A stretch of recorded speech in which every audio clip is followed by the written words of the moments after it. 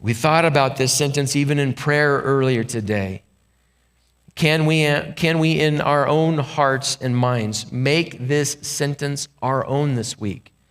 My soul magnifies the Lord, and my spirit rejoices in God, my Savior. Lifting up our God, learning how to praise him, to rejoice in him, helps crowd out everything else that jockeys for attention in our souls.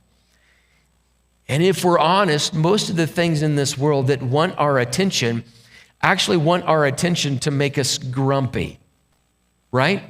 To make us frustrated, to make us anxious, to make us afraid, to make us angry. But instead of that, why not?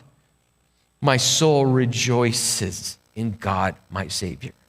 I'm going to turn my attention to something else. I'm going to realize who this God is, who this child is that will be born on that first Christmas day.